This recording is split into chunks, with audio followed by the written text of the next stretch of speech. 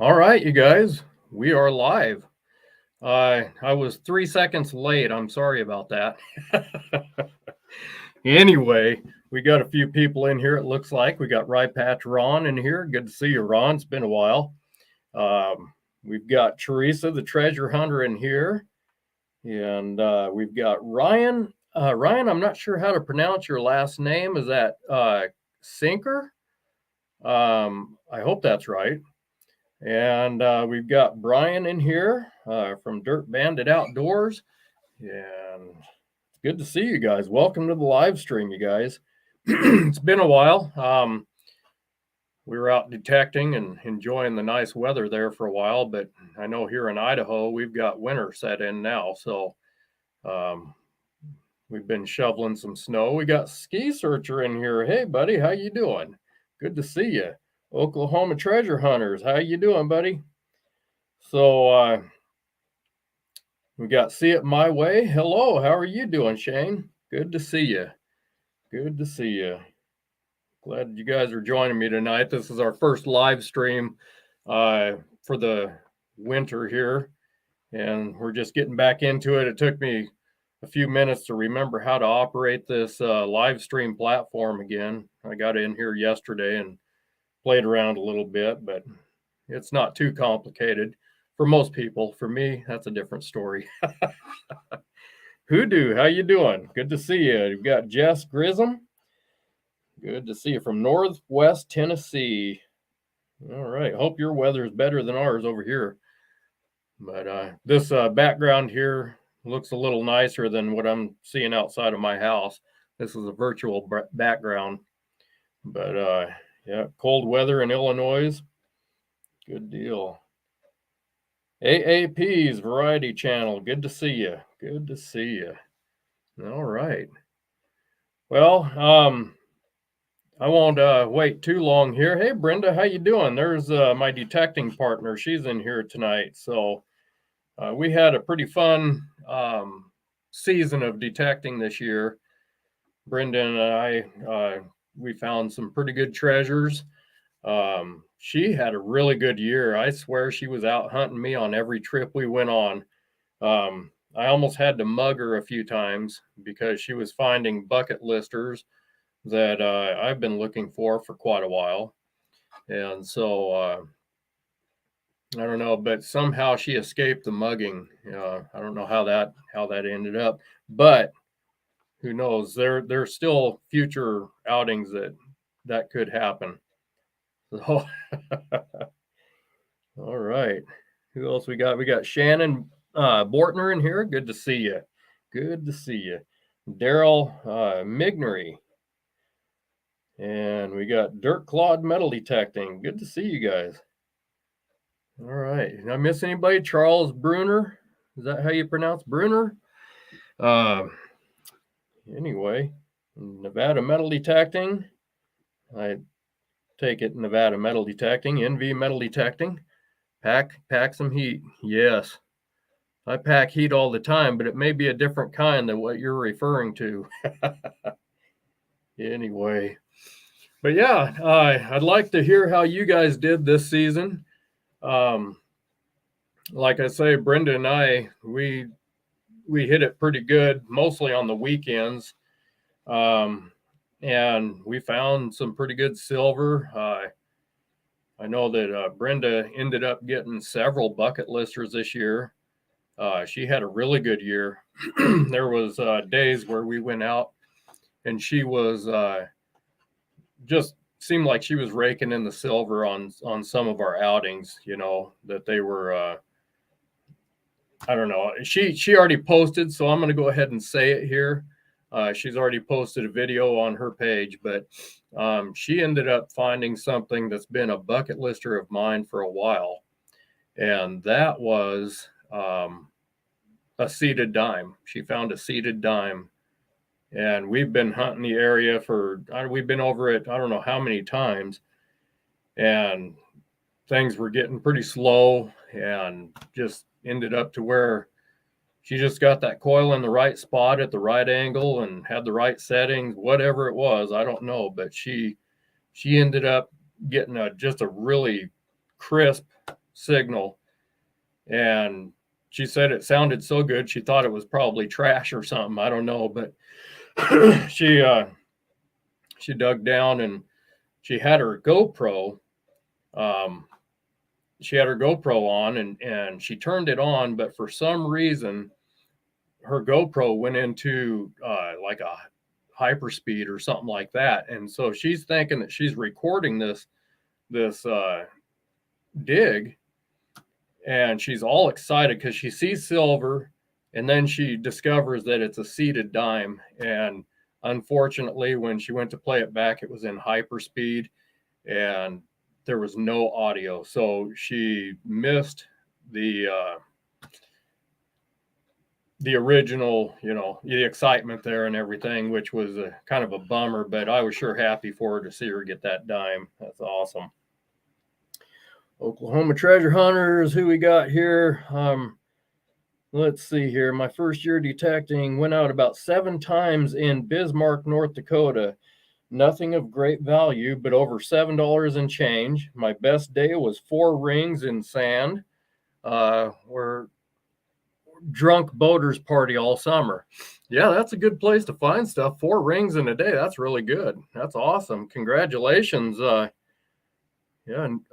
Been at it for about a year. That's awesome. Good job. Good job, Ryan. So let's see here. NorCal Digger, how you doing, buddy?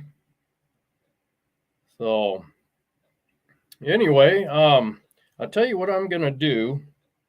We got some stuff to talk about Minelab here pretty quick. But I would like to put a link up here. I'm going to figure this out here. Leave studio. I don't want to do that. Let's see if I can figure this out here. Here we go.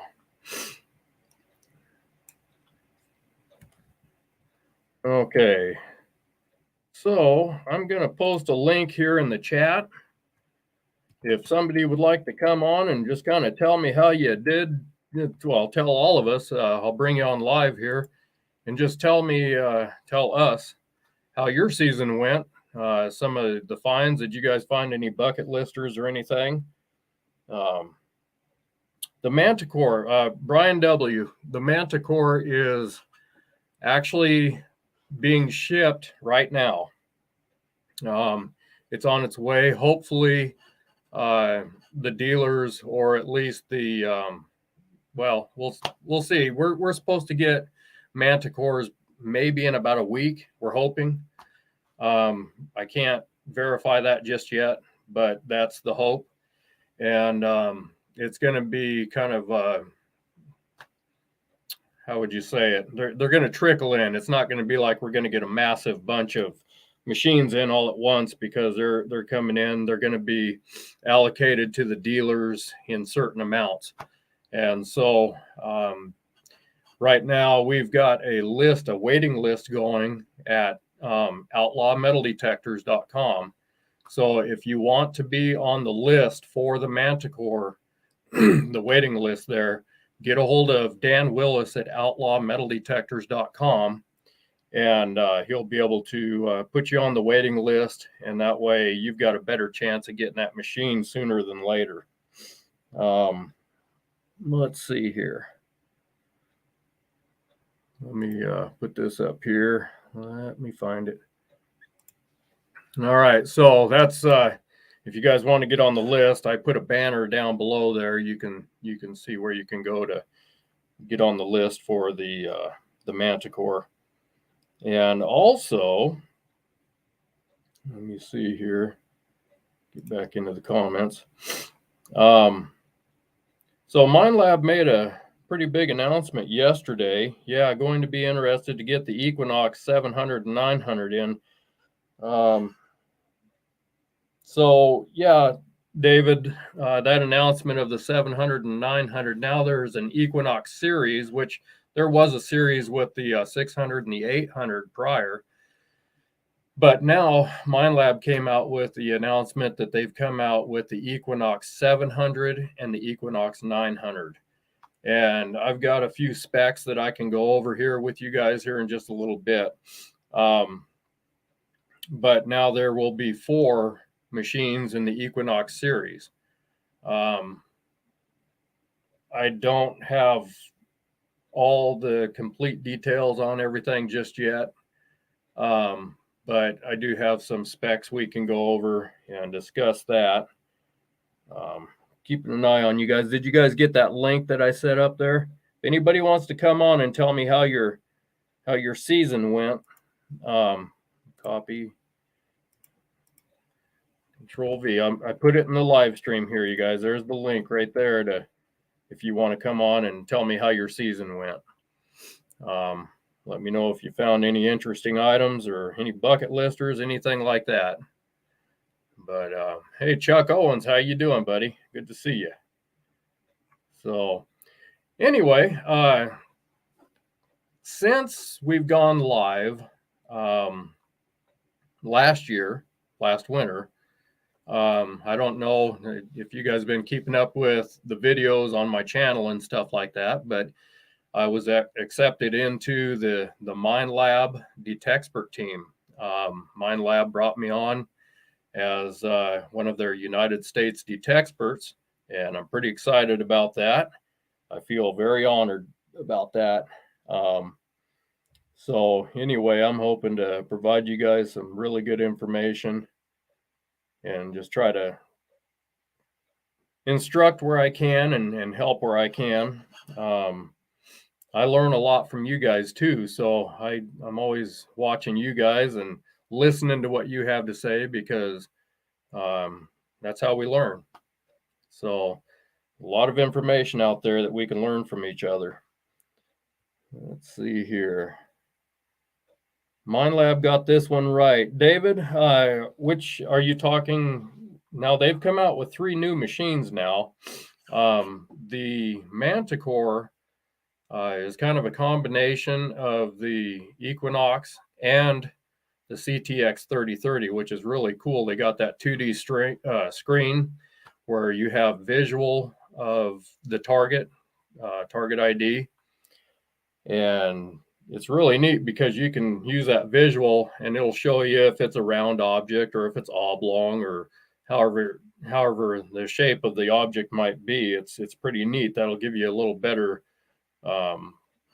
tool to help you make decisions on whether you want to dig that target or not. So that's pretty cool. All the machines now, they've made lighter, which is good. They have the telescoping shafts now, which is really awesome. I like that. Yeah, everything's it's getting better the way it appears. And, more sensitivity for better depth, more power, better depth in water. Now these machines, I think, are, I'm not sure about the 700, but the 900, I think the 702 goes to 16 feet deep now, is what it's waterproof to 16 feet deep. Tell you what, I'm going to pull up these specs right now. And I want to thank my friend John Waldrop, who actually sent these to me. He got the specs before I was able to get them, so he sent them to me. And all right, so we'll just take a look here real quick. Oh, wow. Brian, you found a bucket lister last week, an 1876 Carson City mint seated dime. Awesome. That's great. That is awesome. Wow, I may have to find out where you're at and mug you too, man. I'm going to have to mug all you people that are getting my seated out there. It's been eluding me. All right, you guys, the Equinox 700. I'll go over some of these. I'm not going to read through the whole thing because that would just be monotonous here. But so you've got the modes on the 700, or the park, field, and beach. And then you have an all metal shortcut. So you've got 6 custom profiles. Let's see. Operating frequencies are multi 4 kilohertz, 5, 10, and 15. You've got, of course, the noise cancel, and you've got auto 19 channels. ground balance, auto manual tracking. Sensitivity is 1 to 25. Let's see here. Volume is still 25. Threshold 25. Okay, target identification. Let's see. Notch discrimination. 119 segment notch discrimination. Ferrous is 19 minus 19 to 0, and then non-ferrous is 1 to 99. So let's see, we've got target tones. Let's see. Okay, so the tones in the 700, you've got 1 tone, 2 tones, and 5 tones, and then they have something they call all tones. So I'm not sure what the all tones, that maybe that's another 50 tones, I don't know. But it has the see, tone break, tone pitch, you can adjust all this stuff. Recovery speed is 1 to 3. So I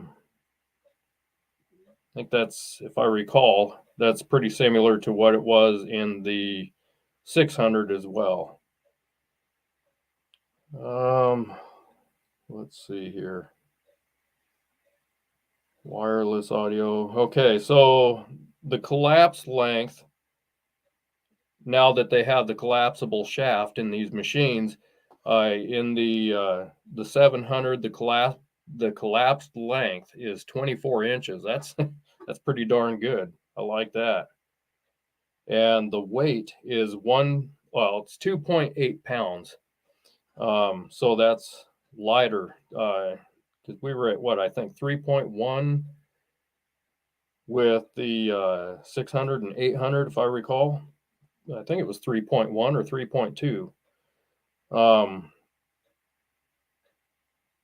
So you've got they got a new backlight that's a red backlight. They've got a flashlight on the back of the head that points down to the coil. Let's see, they got a vibration in the handle now. So if you're water hunting, or if you're deaf, you have vibration mode that you can feel when you get a signal in the grip now. So that's a plus. Let's see here.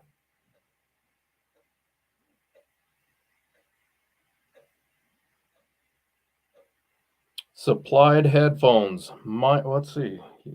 The Minelab 85 low latency wireless headphones.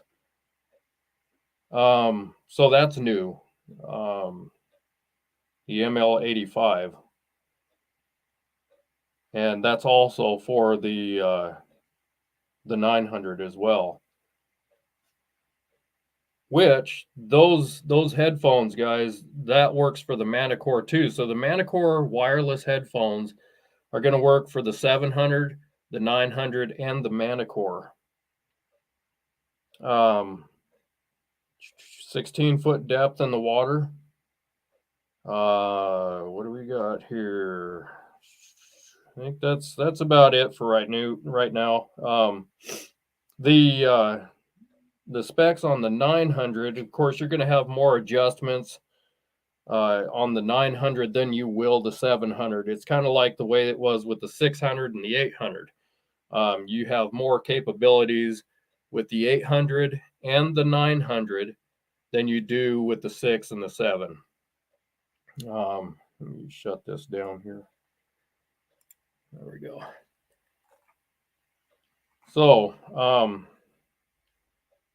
all right, let's see here. Custom search profiles will be, there's 8 custom search profiles on the Equinox 900. You've got your multi-frequency. You've got 4 kilohertz, 5, 10, 15, 20, and 40. You've got 19 channels. Your sensitivity goes from 1 to 28.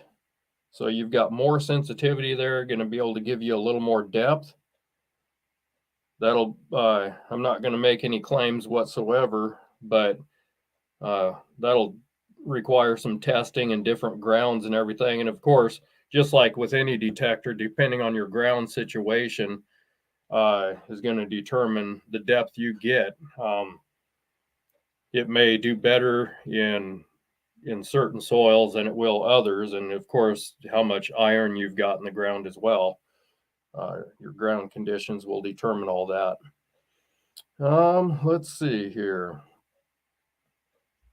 Let's see, target tones 1, 2, 5, and all tones. So I'm taking that.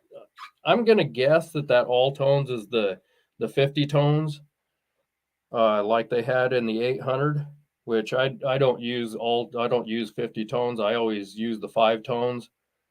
Not quite as monotonous for me that way. It's just a lot of sounds kind of fluty to me. There's just too much going on all at once. Let's see, recovery speed is from 1 to 8, which is different from the 700. Let's see, where is that at? Recovery speed, where are you at?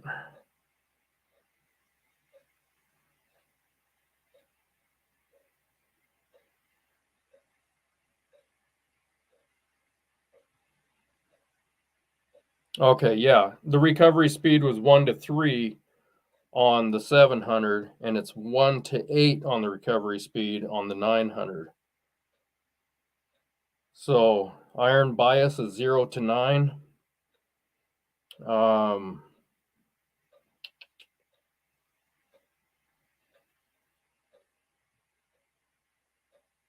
You got those ML85s for the wireless headphones, Bluetooth headphones.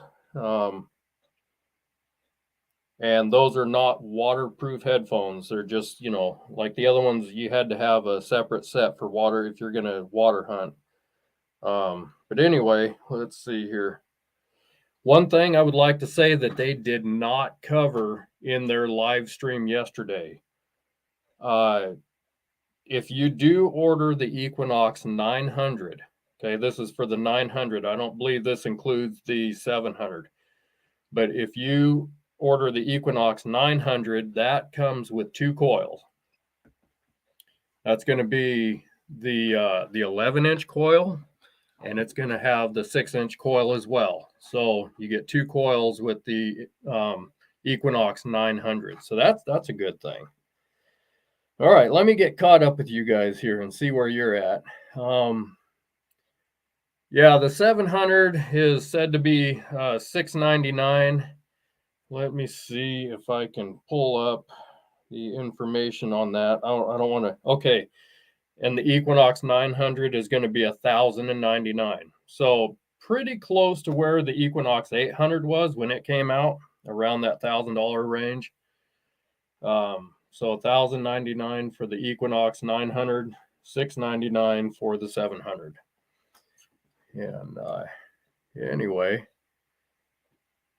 all right, let's see.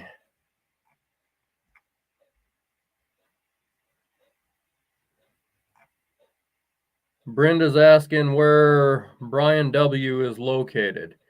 She wants to come mug you for that dime too. She kind of got excited over that seeded dime. I think she wants another one. So no, he's in Pennsylvania, but hunting Jersey. All right. All right. Anyway, you guys, this year it was pretty interesting for me. I found, let's see, I found 5 of these this year. I don't know if you can, I'm trying to, there, that's a little better. There, 50-cent piece, Walking Liberty 50-cent piece. I found 5 of these this year, you guys. That's not one of them that I found.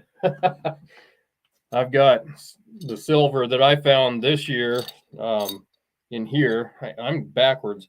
I've got silver in here that I found this year. 2022. But yeah, I found 5 50-cent pieces, Walking Liberties and stuff. So I was pretty happy about that. It's been a while since I found a Walking Liberty half. And then this year I went and, I don't know, they just come popping out of the ground. There's one of them right there. Pretty nice looking coin.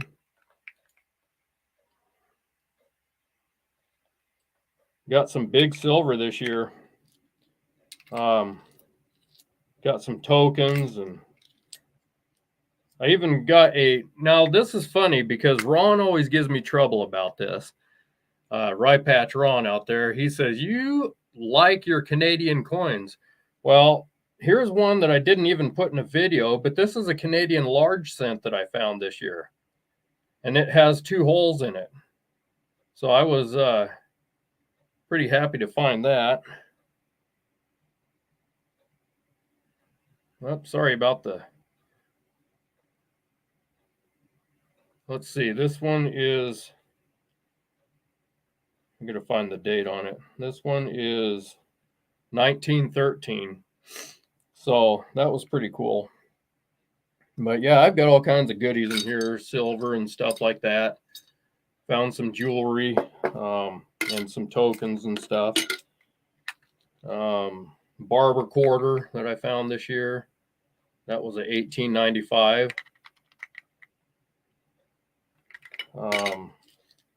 Yeah, pretty good stuff. So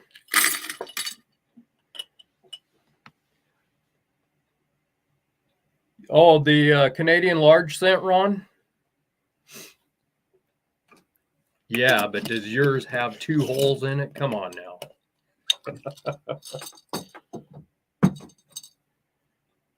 Yeah. Brian W., I found a nice 1744 2 real after digging through an ant nest and getting bit up. Wow. I bet you that was worth it, though. Wow. I'd take a few ant bites myself for that. Good. That's, congratulations. All right. Well, I'm going to post this again, you guys. I'm going to invite somebody to come on here and tell me how things went here this year. All right. And while we're waiting on that, you guys, let me put up a different banner here. Let's see here.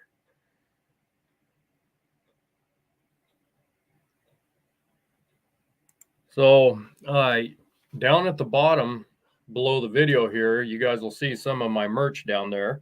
I would appreciate it if you would check that out, my merch store. I've got some different designs. Got my original design, shirts and hats in there. But I've also got some other different designs that I've created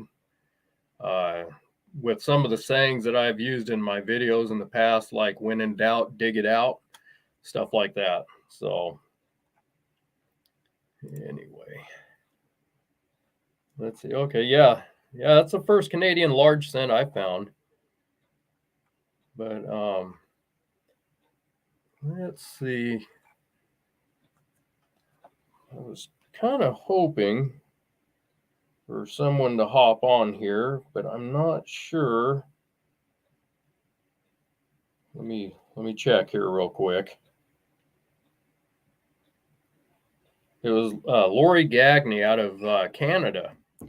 She's also a Minelab Detexpert, Canadian Detexpert. And she actually has the Manticore in her hand. She's been using it. Unfortunately, her ground is froze over there. And so she's not able to do too much with it right now, other than maybe some indoor testing or something. Well, could be outdoor too, but anyway, she said she's really enjoying it. Oh, here we go. We got John Waldrop here. Hey, John, how you doing? Hey, what's up? I can't stay too long tonight. Actually cold because I'm a wimp. Anything under 50 is cold to me. So, Oh um, yeah. no, I kind of got plagued a bit by some injuries and sickness there most of the midseason. So, but I did start my season with my first uh, Oklahoma Indian Territory merchant token for $1 off merchandise. It was found in Sapulpa, Oklahoma, from Mm-hmm. 1896 or 97. So that was very, those are very, very rare. The only thing more rare is the Oklahoma Territory tokens, which I have not been fortunate enough to find. That's So, awesome. That's awesome. Well, are you planning on keeping that? Are you going to sell it or? you know, I was going to keep it, and I was going to donate it to a museum, and they had one. Matter of fact, when I found it, the interesting story behind it, I took it to the museum in Sapulpa because I was researching the name on it, and I talked to a gentleman and said, "Hey, I found this token, and it is connected with the place here in Sapulpa, and you guys have the museum." He goes, "I'm quite familiar with that name," and I go, "How is that?" He goes, "That was my great grandfather." Wow. So That's that awesome. guy was the tour guide for the Sapulpa Museum of the token that I found that his great grandfather actually put out in 1896 or 97. That's awesome. So I was Well, like, I can probably help you out a little bit. If you end up selling that, I'll take like 50% off your hands just so it's not so overwhelming. you know, I had it for a while and I was contemplating adding it to the museum, and they said, no, we have one, keep it. And then I was contemplating on selling it. And I kind of call it karma, call it doing something good for somebody, but I gave it to a good friend of mine just because he was a good friend. And I said, you know what, you keep this for luck. It didn't cost me anything. And I guess I could have sold it and made money on it. It was historical, and he was kind of putting together his own historical display from around the country. And so I said, you know what, you keep it. Uh, Nice. Good so deal. I didn't make money off of it. I didn't need to donate it to the museum. Well, if I'd And have known you were going to do that, John, I would have been your good friend. so, I wanted to kind of sew it into something else. But I ended up getting sick for a while. So maybe that was a curse of getting away. But so I got injured and sick. And so recently I've gone back out here and there. But Wednesday I went out to a lot that someone told me about. Mm-hmm. And I got there just at dark. So I had just enough light for my headlights to maybe get a couple holes dug. I dug a piece of junk, and then my next target was a 1909 Barber, and it was I believe it was an S. And then I went back today to the same lot and dug a 1910D. Nice. So that may be a bit more common than when you get to some of the older parts of the United States, but to dig barbers here, um, you have a better chance of digging a barber than a seated, but they're pretty rare to dig. If you find 3 or 4 in 10 or 15 years, you're lucky. And I found 2 in 2 days. That's really nice. Good deal. So, You found the spot. How are you doing, Brian? Oh, I don't hear you. You somehow got your audio muted there or Oh, something. sorry, I'm technologically disabled here. Me too. So anyway, I just wanted to give my story to everybody, and first of all, I really enjoy your channel. I Thank you. do, but I've been contemplating metal detecting for years and years. A young kid, and Mm-hmm. COVID hit. I thought, what better thing to keep people away from me? So I went out and bought the Equinox and read up on it, practiced in my yard, and long story short, I did make friends with a farmer and his family, really good people, and he does have the oldest farmhouse from the 1700s in this town, Oh, along with that's nice. fields. And he said, "Yeah, go ahead. People have been in here before, but nobody for a while. And like I said, I don't know if you read my text. I walked 20 feet in, got a signal, dug this coin up with a big shield on the back, and I'm like, what the heck is this thing? And I seen a plow and a horse in 1787. Wow, I found good here. And it's been great ever since. I've been hunting this field for a couple of years. I'll try to show you. Was that Real you found? I've had the Real here. Well, I'll show you my collection. I'll try to point the. I don't know if I can do this. Wow. Okay, that's all coppers there. I can try to show you some, and then here I've got a bunch of silver and other coppers and reals. My goodness! And this is your first year detecting? What? Yeah, I literally within a couple months, I had like 6 or 7 New Jersey coppers. Well, you know, Brian, I don't think you're doing any good. You better just give up the hobby right now. Well, this little real right here. I don't know if you can see it. This is a half real I found. That is awesome. And on the back, it's got two dimples. I think they made it into a button or something. I don't know if you can see that. Well, there's a little bit of a glare, but yeah, I think I can see what you're talking about. Yeah. But yeah, and here's my here's the 2 real I dug out of the ant farm. Hope you can see. Wow. So yeah, I got bit up on that one, but I wasn't giving up because I knew it was a good signal. Serves you right for taking all those treasures out at one time. Yeah, well, it's like the little town of Mayberry, and everybody was actually watching me. Somebody take pictures. What is he doing? And a couple guys that detected this field a couple years prior to me stopped in, and it was funny because I made the mistake of telling them what I found. Well, the next 3 or 4 of them lined up walking right through where I already had been through, and I went behind them and I found another real and another copper. So I guess I was doing a little better than them. But I never give up on this field. Every time I go, I find something. And last week I was swinging. I bought the CTX, but I'm going to go back to the Equinox because of my shoulder. It's too heavy. Walking the fence line, got a signal, picked this big rock up and found my first seeded dime under a rock. It was kind of smashed up, but matter of fact, I have it. I don't know where it went. It's somewhere in this mess. But yeah, I found treasures there. And what the farmer told me was where his mother's farmhouse is, 2 doors down is a grist mill. So it was like a colonial hub. All the colonists were coming from around, passed through his farm fields to get to the grist mill. I have yet to go up on the upper field. He said, go jump my fence about 5 feet in. He goes, that's the original wagon trail. So, wow, I got to get up in there. You know, wagons bounce. I'm sure there's stuff up in there. So, oh yeah, you bet. So that's the thing about detecting too. You know, you can hit that spot over and over and over. And just, I mean, if you think about it, when that signal goes down, it's kind of going down and it narrows down the deeper it goes. Yep. And so, you know, how long does it really take you to cover even, you know, a 20-foot square, you know? Right. It takes some real diligence there, you know?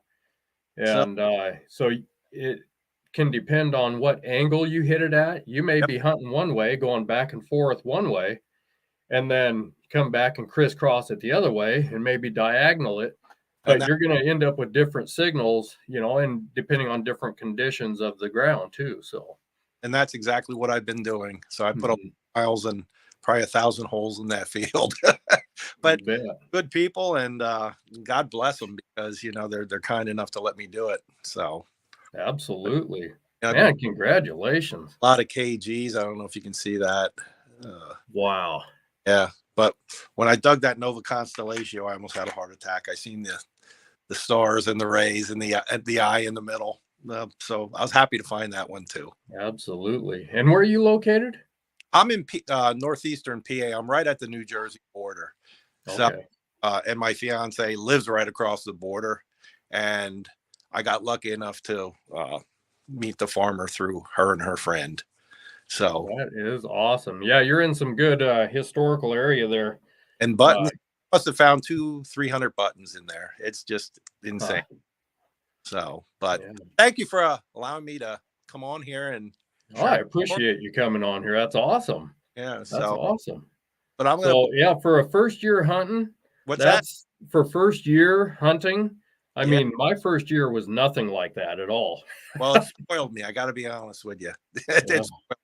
Now, I did get lucky. I met another gentleman that owns properties up there, and he's buying properties. And he actually he gave me his card.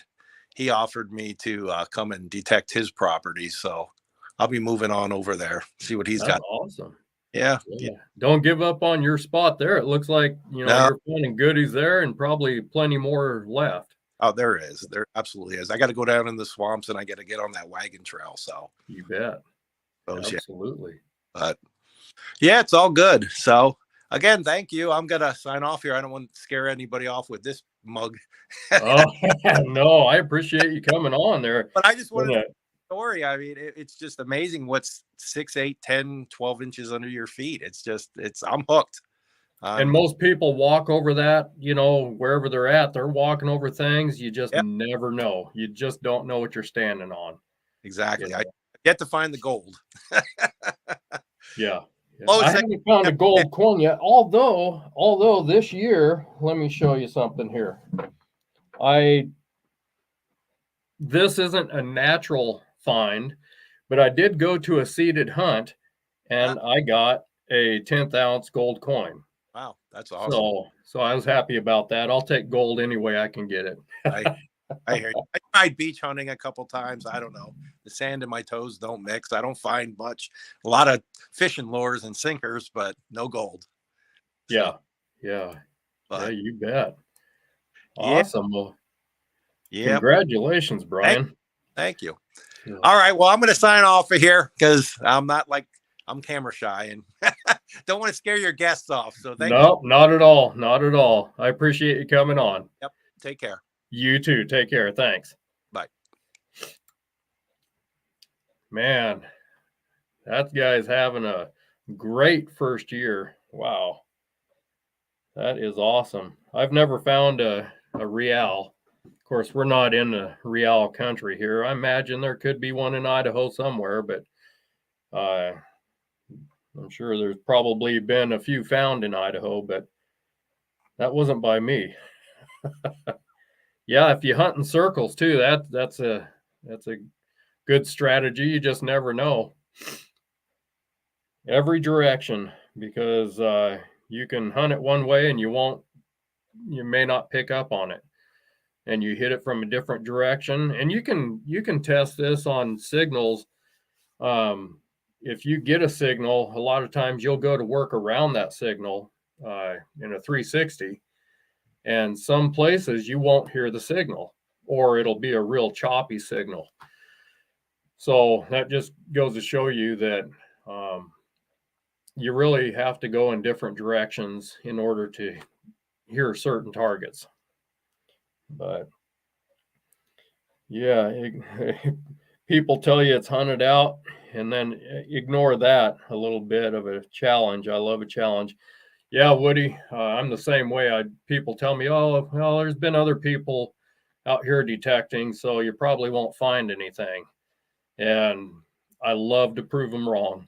And I mean, I've been to some areas where they said that, and it was a very difficult hunt. It took some work to really find anything, but I usually get pretty determined when somebody tells me that, and work hard at it until I do find something. I don't like to walk away empty-handed. No, John, that's fine. I appreciate you coming on, buddy. And congratulations on that token. Now that I know you give tokens and valuable things away to good friends, I'll try to be your good friend now. Okay, so can you please give me a couple examples of soil conditions you have ran into and what type of settings you changed on the Knox? Well, that just depends. It really depends. If you have heavy iron infested ground, then you may need to increase your I can't even think of it right now, your speed settings. And you're going to have to slow down your sweep speed. You're not going to run quite so much power, because if you're hearing nothing but iron, you're not going to hear the good targets anyway. So you may have to decrease your sensitivity a little bit, so you can hear those targets. Now, you're going to have to mess with iron a little bit too, because some of the big iron comes through and sounds like a good target as well. So you may end up digging some of those.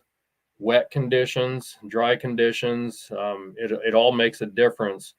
And then of course, you've got your EMI. So there's different things you have to do, and it's just different. People ask me, well, what's your favorite settings? I don't have a favorite setting, because I change my settings according to the conditions I'm hunting in.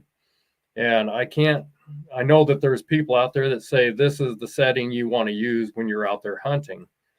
And they think that that's a global setting and it's going to work for everybody, but that's not the way it works, because everybody's situation is different. I hunt in Idaho. I'm in northern Idaho. My soil conditions may not be as mineralized as, say, somebody that's hunting in Nevada. And so if you're hunting in Nevada ground where there's, a higher concentration of minerals in the ground, then it's altogether different. So people's settings have to vary according to where they're hunting, not only according to the soil conditions, but according to what's in the soil. If you're hunting a ghost town or an old homestead, generally those have a lot of iron, a lot of trash in those areas. So you have to kind of make some adjustments according to the soil and what's in the soil, and figure out exactly what's going to work for you. Recovery speed is what I was trying to refer to a while ago. Your recovery speed is a very important setting out there. And so your recovery speed can also cause your depth to vary too. The faster the recovery speed, you're going to get a little bit of less depth. But if you're in trashy ground, you may have to bring up that recovery speed in order to hear targets amongst that trash. So those are just some things to consider. And I do have some videos on the channel that discuss that too, about hunting trashy ground and stuff like that. And I give you guys things that work for me. That's not the only way. And I, by all means, don't know it all. So you guys listen to a variety of different things that people are using that work for them, because what works for me may be different where you're at. Maybe you're in the Carolinas or something. I don't know. And your soil is altogether different. It's just hard to say, but you have to find out what works for you. But I can give you what works for me. I can give you what different settings do in certain situations and what they're meant for. But then you have to take and perform those tests on your own in the ground that you're working. That's probably the most valuable advice that you can get, is to actually perform these tests on your own in the ground that you're hunting, and see what's working. Bury a coin and see, what depths you're acquiring and what settings you can do to possibly bring that setting in, or that signal in stronger. Play with your recovery speed, play with your sensitivity and stuff like that, and figure out how to get better depth in certain situations. And then plant or set a coin next to a piece of iron, maybe an iron nail or something, and see how it reads. Don't just test it one direction, test it in all different directions and see the difference that your signal does according to that situation. And that's how I learned. not just by being in the field, because when you're in the field and you get a natural signal, you don't know what's in that ground right there. You don't know. It may be a real clean signal, and that could be maybe a silver coin or something like that. But is there a nail next to it? These are things that if it's a choppy signal, a lot of times I don't know, that's kind of choppy. I don't think I'll dig it. Well, sometimes you could be passing up a good target, but it's choppy because that good target is sitting next to a piece of iron of some sort that is creating that signal to be choppy. Some people say, well, hit that signal one way. If it sounds good there, turn 90 degrees and hit it again. I go all the way around that signal a lot of times, but I don't let that determine it. If I hit a good target and it sounds good in one direction, but it doesn't sound good in the other direction, I don't care what anybody says. If somebody says, it's just garbage. If the Equinox only sounds good in one direction, but you switch to a 90 degree and it sounds choppy, then it's probably trash. I don't believe that. I don't believe that at all. So if I can get that signal to come in, and it doesn't even have to be a good, clear signal all the time.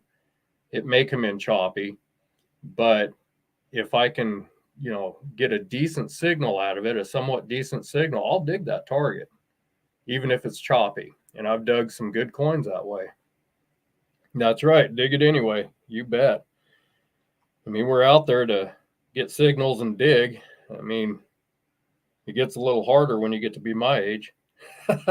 But if you're not going to be willing to dig, you might as well give up the hobby because you're probably passing up good targets. So, yeah, a good square nail. I don't mind digging a square nail. That's something, piece of history too. I kind of like square nails. It's not something they use anymore. But anyway, anybody else want to come on and tell how their season went? I'll put that link down there again. Let's see. There you go. There's the link. Anybody wants to come on and tell your story about how the season went this year. But anyway, this is we're going to be getting started again. I'm going to try to get on here Friday nights again, just like we did last winter. It'll be at 5:00 p.m. Friday nights, and that's Pacific time. So we're going to try to make that a consistent schedule. Hopefully, I don't know, I hear there's a lot of sickness going around now, unfortunately. So people are, getting sick right now. Hopefully we can stay away from that. Everybody, don't be kissing sick people out there.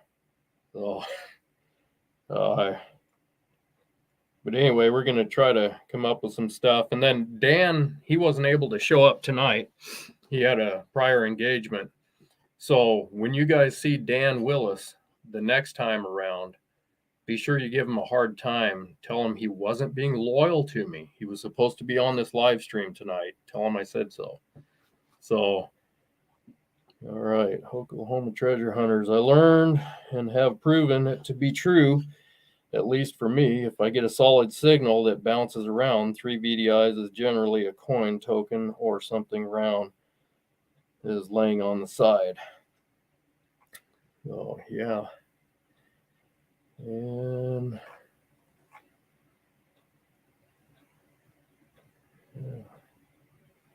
yep, David, Dan is great to work with. The guy is almost too honest to be in business.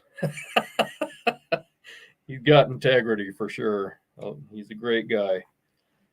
And I will put his, let's see here.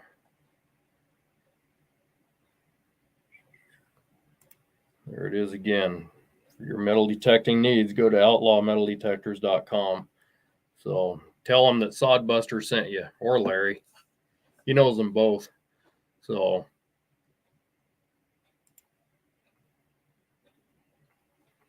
But anyway, but yeah. So, you guys can let me know too. We're going to probably be doing these live streams throughout the winter. I do have a couple of people I will be bringing on, special guests, to tell different stories about things that happen. I just spoke with a man last night who I asked him if he would be willing to go onto a live stream, and he agreed. So he's got a great story. As a matter of fact, it was on the news here just recently. So I'm hoping to set that up here in a couple of weeks and bring him on. That will be a very interesting story for you guys.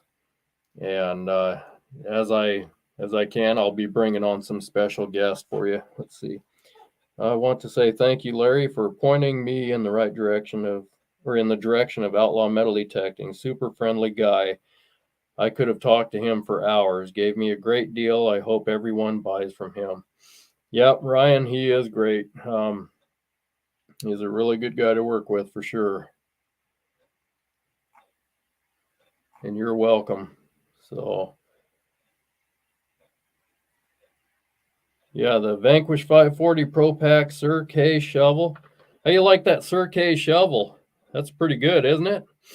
That's another thing, you guys. I've got some videos out about those shovels too. Awesome shovels, and I've got another one coming out. But let me show you guys something here. Hang on, I'm going to leave the scene. You can look at this beautiful cabin behind me here. I'll be right back. I want to show you something.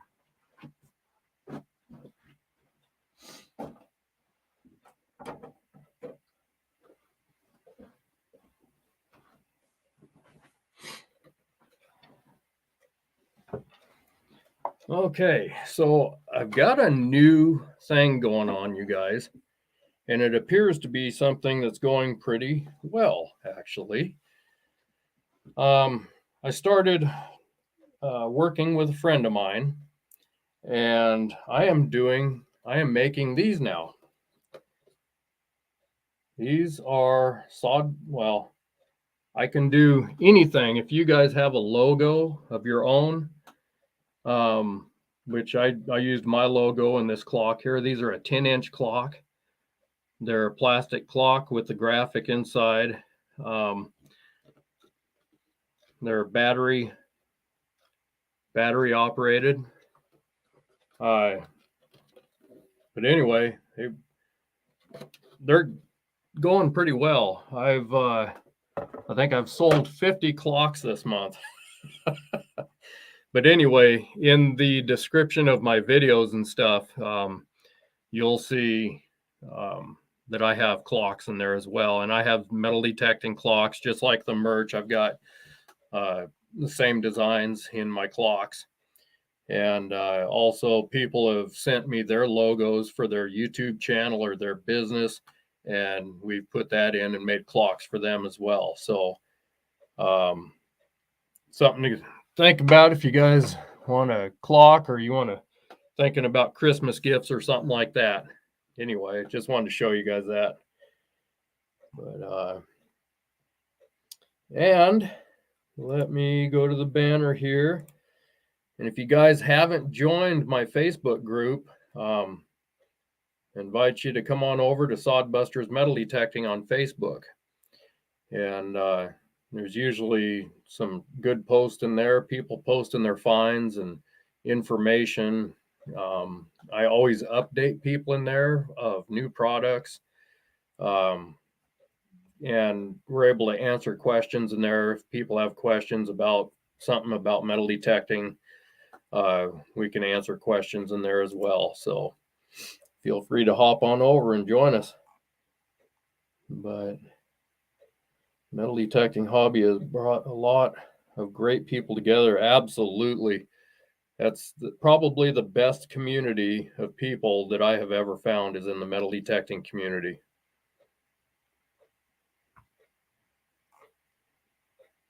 So I was able to go to a seated hunt. That's where I come up with that gold coin. I actually dug a token that was buried that was for a draw, which I drew that gold coin. And, you know, it's 1/10 of an ounce, which is very tiny. I mean, this is here, Ron, this is from Canada. That's a Canadian gold coin. But look at this. Here's my pointer finger. You can see how small that coin is. That's 1/10 of an ounce. Look how small that is. Just a cute little guy. But it's got all the design of any other coin. It's, look at that. Very intricate. Show you the other side here. So I'll take gold any way I can get it. Got a little gold nugget here. But yeah, I was able to go up to that seated hunt, and I met with Debbie Smikowski from Minelab, and I helped her run the Minelab booth up there a little bit. Just kind of helped her out where I could, and in between the hunts and stuff. And so that was a lot of fun. Got to spend a few days up there. Brenda was with me, and we just had a blast. We came out of there with, well, actually, I did really well because I hunted, I believe it was 3 hunts. I won a metal detector, which I ended up selling 2 days later. It wasn't my brand of metal detector. I ended up selling it just the way that I never even opened the box. And then I hope you find another one. If you're talking about that gold coin, I hope so too. So I won the metal detector. I also got, this is just a couple of the coins I got, but got a couple of Morgan dollars. One of them is 1896 and the other one is 1921.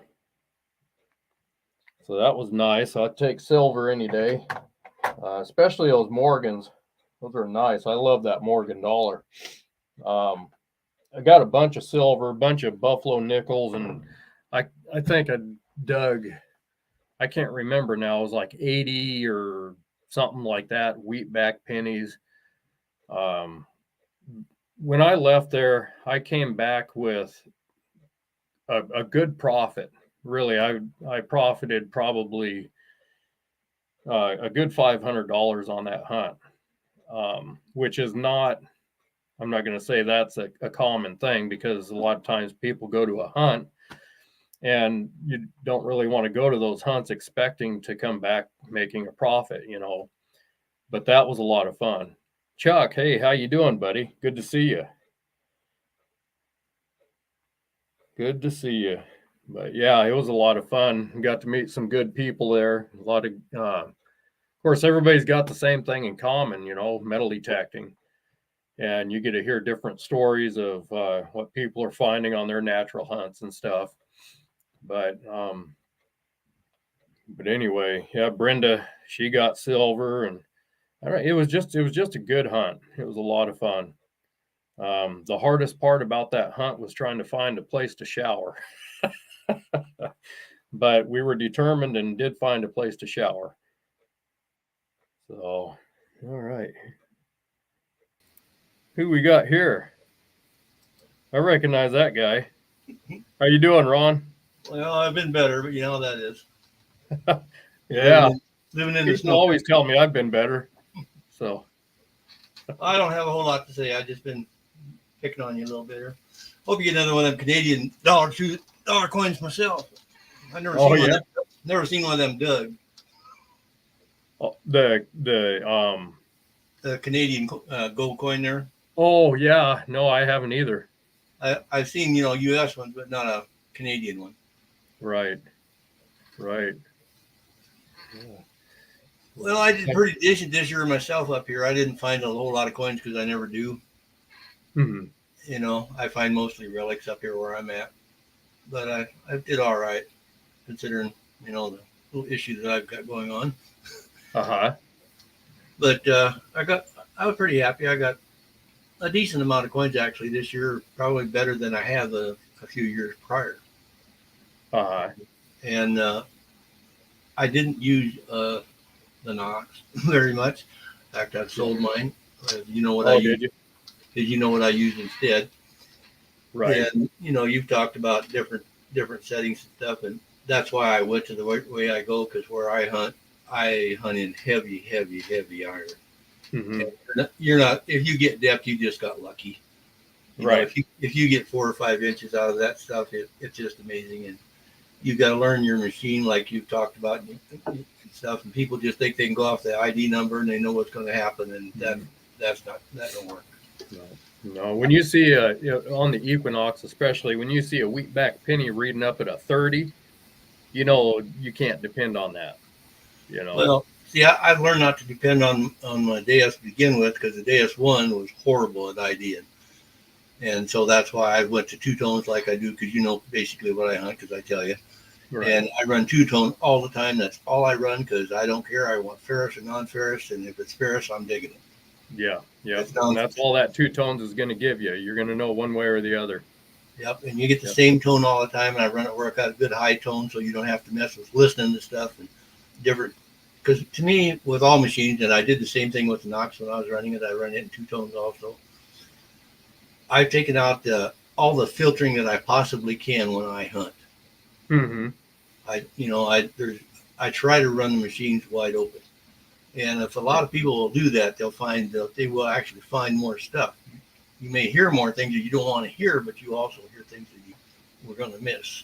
Yeah, it can get monotonous, I tend to do that as well a lot of times. But I think in a lot of times, especially in areas you and I hunt, are heavily iron infested.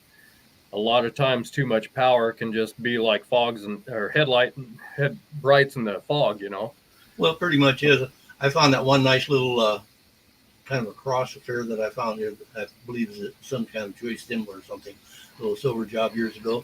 It was like 3 inches deep. And I went across it, I don't know how many times before I'd actually found it. But the day I found it, I just turned my machine up really, really high on the speed, and I hit it, because I know I'd went across it before, but they just couldn't hear it, because when you hunt in that heavy iron, things just, you can't use other people's settings. No. And you got to make it work for yourself. I mean, that's just like I was just saying, there can't be a favorite setting. I mean, if you have a park that you're going to every day, and that's where you hunt all the time, you might be able to have a favorite setting. But if you're hunting ghost towns and homesteads and stuff like that, you got to make the changes as they come to you. That's just the way it is. Looks like my camera just took a dive. I wasn't sure if it was the camera or if it was you. But it was my camera. I went and glued it on here tonight just for this. It fell off. It may stay fell off. I'm not sure. So L. Paul, he just said, Larry, I missed where you hunt, where you found that the Morgans. Would you please repeat? It was a hunt in North Idaho. It was with the Northwest Gold Gold. Brenda, help me out here. It's the Northwest Treasure Hunters Association. That's what it is.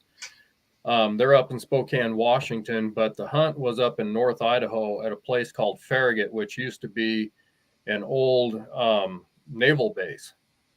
And as a matter of fact, back in the old days, I used to hunt up there when they allowed it. They don't allow you to hunt up there anymore, other than they do allow the seated hunt.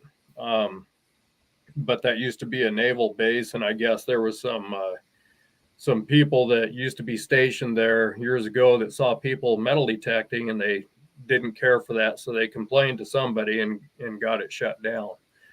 But that was a place where I ended up finding quite a bit of goodies from all over the world, because they had events there, and people I found Mexican coins. I found I found Australian stuff there. I found stuff all over the world from that area there. But I found Canadian stuff too. Yeah, I get that Canadian stuff for sure. Of course, we are neighboring Canada here, pretty close, but Yeah, for some reason, I think I find more Canadian than most. I don't know why. Well, I hate to admit it, but I've actually found a couple myself. Yeah. But Okay, I'm not going to stay on here because I'm not really good on this camera thing with the way I feel and the way I look. yeah. I just Well, had to give good you a luck bad time. hunting, and of course, we're gonna have to wait winter out now. But I don't know how much snow you got up there where you're at. But We got 16 inches yesterday. are you kidding me? No, I moved snow for hours. Holy cow! Wow. Well, I know you're at higher elevation than I am, and I think yesterday we had about 5 to 6 inches here on the rail. It snowed about that much while I was trying to move it. Yeah, yeah. It was a pain, let me tell you. No, I imagine. You're old and crippled up like I am. Moving snow is not fun. Well, when you get practiced up there, you can come down and remove my snow for me. I got stuck. I got actually stuck over at a house in town with my truck trying to unload my Ranger over there, and it froze in, and I had to get a guy come tow me out. Oh man. Yeah. It, Yeah, it's better today, but yesterday wasn't fun. I'm ready for spring already. So Well, I'm hoping it'll warm up a little bit so I can go out and do a little more snow hunting. I did get a couple of them in. It hit actually a barber, my last coin that I found this year. oh, you got a barber? Yeah, it was out there in the snow. Nice. Good deal. All right, Larry. Well, you take Good care. deal. All right, Ron, thanks for coming on. I appreciate it. You bet. Bye. You take care. So, all right, you guys, let's see here. Just looking along my yard and driveway, found 45 cents today. Neighbor also let me do his driveway edge. A lot of junk, but best way to learn the machine is to run it and dig everything. Yeah, you get to learn what the patterns will be, what the machine, how it reacts to certain things for sure. So, but yeah, I'm going to light up another cigar. This is great listening to experts. Hey, where are they at? Ryan, tell me where they're at because I want to listen too. Right. That base, let's see, that base had Australia stuff, Japanese stuff, and all our allies that stopped at that base. Too bad it's closed. Yeah, they did. David, where are you out of?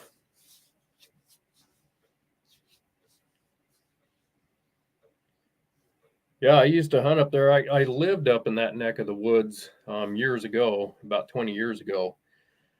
And that was a place that I could go pretty much any time. It was only about 20 minutes from my house. So I did some hunting with some friends there. And I found some old foundations and stuff down by the water too, at the big lake there, Pond Array, where I found some really cool tokens, and I found a whole harmonica one time. It's the only whole harmonica I've ever found. Of course, the only thing missing was actually it still had some of the corks in it, but I put it in a plastic bag, and of course, as things dry, when you pull them out of the ground, they start crumbling and the corks come out and everything else. But that was a pretty cool find.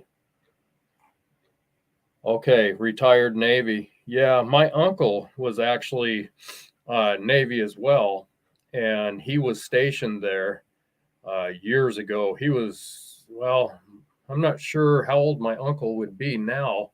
He passed away probably 23, 24 years ago, and he was, I believe, 80 something back then. But as a young man, he was stationed over there in Farragut. And yeah, so, but yeah, it's a neat place and a lot of fields and stuff. It's really too bad that you can't hunt there anymore. But if you get caught, you get in trouble for sure. So, I don't like to get in trouble. Yeah, thank you, David, for your service. And Brenda thanks you. That's awesome. Thank you. Woody, I've done metal detecting for 25 years. It's a great hobby. Great hobby. Oh, your dad, Rye Patron, says his dad was stationed there as well in the 40s. there's a story that I had heard when I was hunting there that for some reason, I don't know why they did this, but there used to be a swimming pool there at that park, and they filled that swimming pool with firearms from I don't know, from way back when. I don't know why they did that, but they filled it up full of firearms and then they backfilled it. So I don't know how deep it is, but there's a swimming pool full of firearms buried somewhere there in Farragut. And of course, now that they've shut it down, I don't know that you would ever dig a signal to locate a firearm anyway with a metal detector. But if somebody was digging around with a backhoe, that may be something you'd find. But yep, Real is Spanish silver. But I sure appreciate you guys joining me tonight. I actually missed doing the live streams from last winter, but you know, of course, when the weather got good, it was like grabbing the detector and going and hitting the dirt. The winter time where we can't get out and hunt, usually Brenda can tell you when we go out hunting, we're usually out there for a good 10-hour day.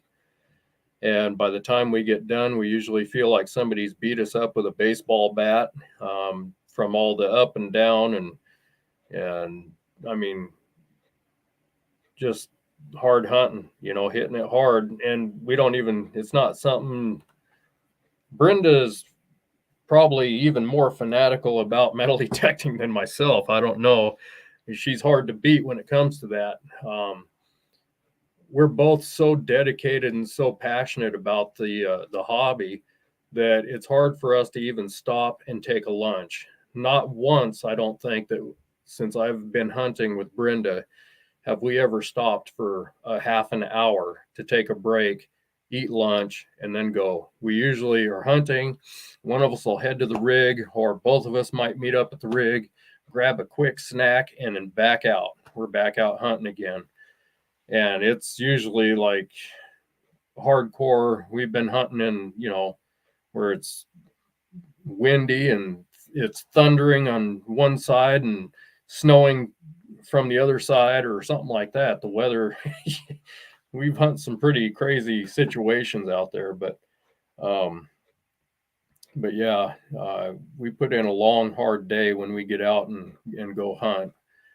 And, but we have a lot of fun, a lot of aches and pains and stuff by the end of the day, but sleep it off and back at it again later, you know? So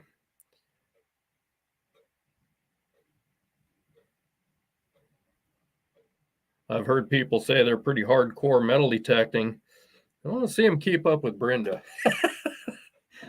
Oh, she's pretty tough out there. Let's see. A White's DI Professional was a good detector back in its day. That's a machine I never did have any experience with. I had a White Spectrum. Let's see. Now, if I could think of it. I can't think of that detector right now. You have any videos on accepting and rejecting targets? You mean how to do the accept and reject on your VDI, Chuck? Yeah, I do have videos on how to do the accept and reject on your VDI if you want to do that. And also, if you want to reach out to me in the group, I can help you with that as well.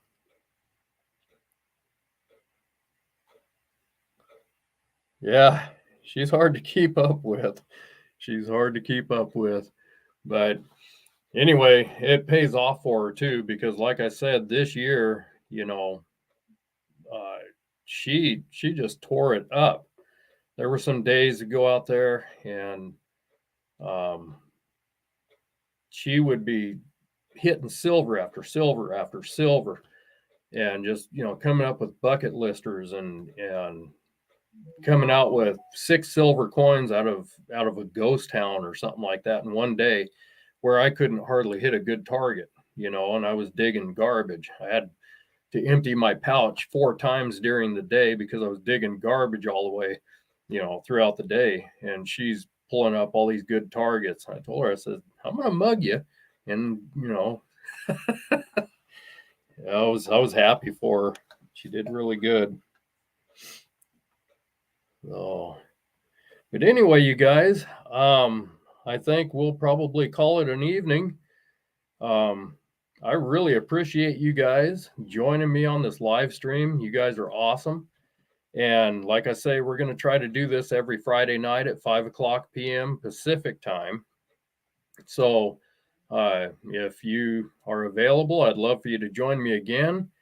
And, I'll be able to bring you guys on and tell your stories and stuff like that.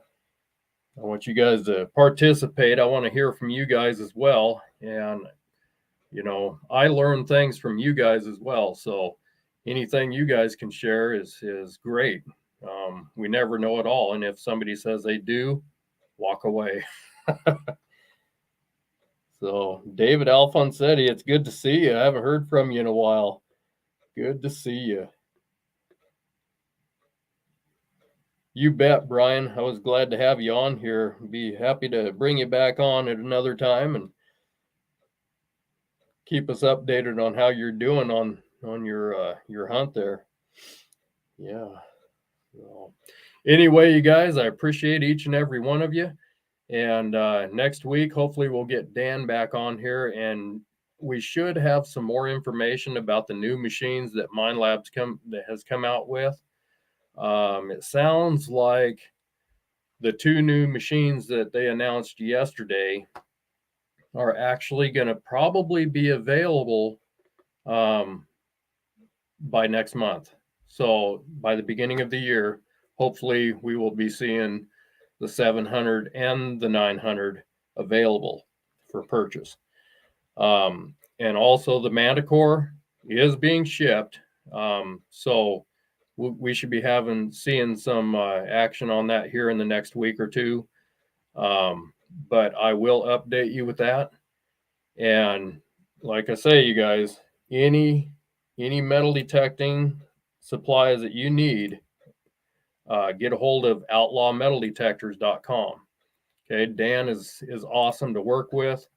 I highly recommend him. And so anyway, you do business with Dan, you got me there too. So if you guys have any questions about the products that you get, you have Dan's support. You also have my support, and we help you wherever we can. So,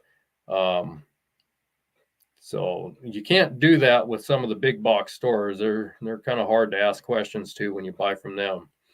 But when you buy from a dealer like Dan, and also he's thank you, Chuck. By golly, wow, thank you very much, sir. I appreciate that.